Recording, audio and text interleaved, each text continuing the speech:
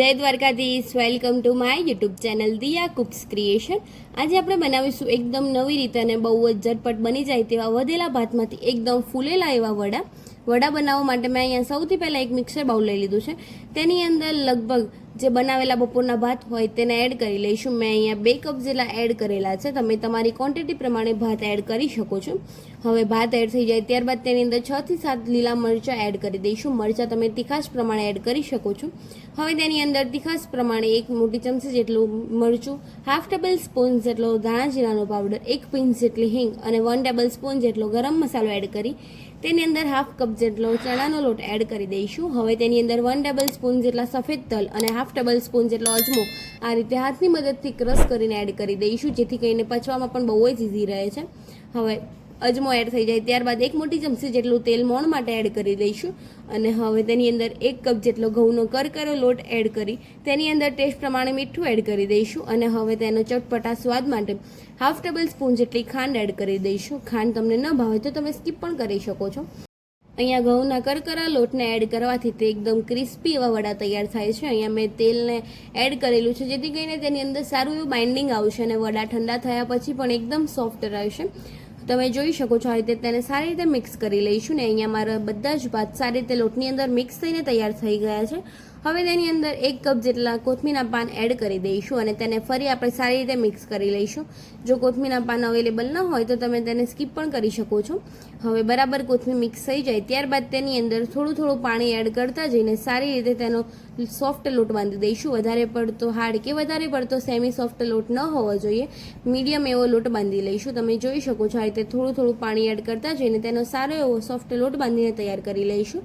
અહીંયા તમે જોઈ શકો છો મારો સારો એવો લોટ બંધાઈને તૈયાર થઈ ગયો છે અને આ લોટ બાંધવામાં મારે લગભગ 1/4 કપ જેટલા પાણીનો ઉપયોગ થયેલો છે। હવે તમે જોઈ શકો છો લોટ બંધાઈ જાય ત્યારબાદ તેની ઉપર આ રીતે હાફ ટીસ્પૂન જેટલો ફ્રૂટ સોડ એટલે કે ઈનો એડ કરી તેની ઉપર અડધા લીંબુનો રસ એડ કરી દઈશું, જેથી કરીને ઈનો એક્ટિવેટ થઈ જાય અને વડાની અંદર સારો એવો ખટાશવાળો સ્વાદ આવે, કારણ કે આપણે ખાંડ પણ એડ કરેલી છે અને ખટાશ માટે મેં લીંબુ એડ કરેલું છે। લીંબુ એડ કરવાથી ઈનો પણ એક્ટિવેટ થઈ જશે અને તેનો સ્વાદ પણ બહુ જ ખટમીઠો આવશે। અહીંયા મેં આ રીતે લોટ સરખો બાંધીને તૈયાર કરી લીધો છે। હવે તેની ઉપર આ રીતે હાથ પર તેલ ગ્રીસ કરી તેની અંદરથી સારું એવું લોહી તૈયાર કરી લઈશું। તમે જોઈ શકો છો આ રીતે તેને 2 હથેળીની મદદથી સારી રીતે ગોળ કરતા જઈને આ રીતે મેં ગોળ લોહી કરી દીધું છે ને હવે તેને હથેળીની મદદથી તેને પ્રેસ કરતા જઈને તેને વડાનો આકાર આપી દઈશું। તેને કિનારી પતલી અને વચ્ચેથી જાડું વડું હશે તો તે સારી રીતે ફૂલીને તૈયાર થશે। હવે તેને આ રીતે સફેદ તલની અંદર ડીપ કરી લઈશું। તમે જોઈ શકો છો આ રીતે વડા બનીને તૈયાર થઈ ગયા છે।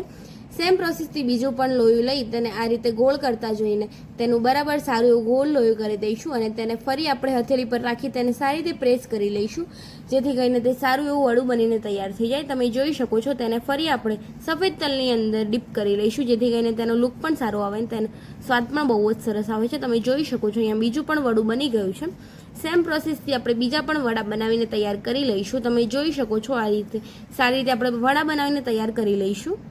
તમને અહીંયા સફેદ તલ ન ભાવે કે સફેદ તલ અવેલેબલ ન હોય તો તમે ડીપ કર્યા વગર પણ તેનો યુઝ કરી શકો છો, પરંતુ આ રીતે સફેદ તલની અંદર ડીપ કરવાથી તેનો સ્વાદ અને લુક બહુ જ સરસ આવે છે। તમે જોઈ શકો છો આ રીતે બધા જ મેં વડા અહીંયા તૈયાર કરી લીધા છે અને અહીંયા મેં વડાને ફ્રાય કરવા માટે તેલ ગરમ કરવા મૂકી દીધું છે।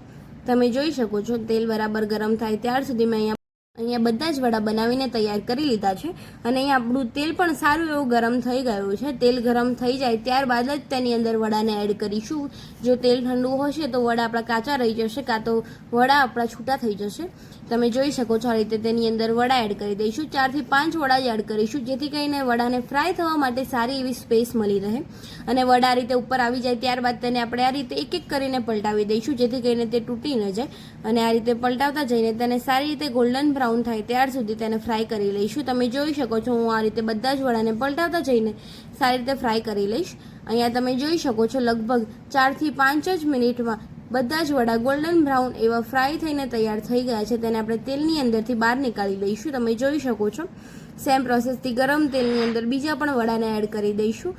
વધારે પડતા વડા એકસાથે એડ નહીં કરવાના, આ રીતે 4 કે 5 વડા એડ કરી ઉપર આવે ત્યારબાદ તેને પલટાવી લઈશું, જેથી કરીને તે સારી રીતે ફ્રાય થઈ જાય અને ગોલ્ડન બ્રાઉન થાય ત્યાર સુધી ફ્રાય કરવાના।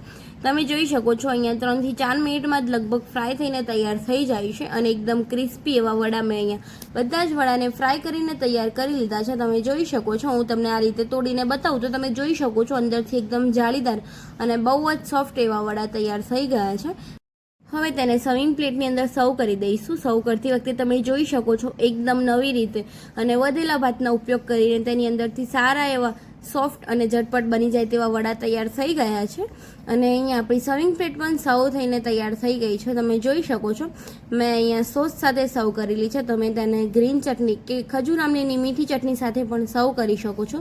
જો તમને મારી આ રેસીપી ગમી હોય તો લાઇક કરજો, શેર કરજો અને કમેન્ટ કરજો. કમેન્ટ બોક્સમાં મને જરૂર જણાવજો કેવી લાગી મારી આ રેસીપી. અને હા, મારી ચેનલ પર જો નવા હોય તો ચેનલને સબસ્ક્રાઈબ કરી દેજો અને બેલ આઇકન જરૂર દબાવજો. જો તમે મારી ચેનલને ફેસબુક પેજ પરથી જોતા હોય તો મારા ફેસબુક પેજને પણ ફોલો કરી દેજો અને વિડીયોને લાઇક કરી દેજો, જેથી કરીને મારી અવનવી રેસીપી તમને સૌથી પહેલાં જોવા મળે. મળીએ કોઈ નવી રેસીપી સાથે. ત્યાર સુધી બધાને જય દ્વારકાધીશ, જય શ્રી કૃષ્ણ.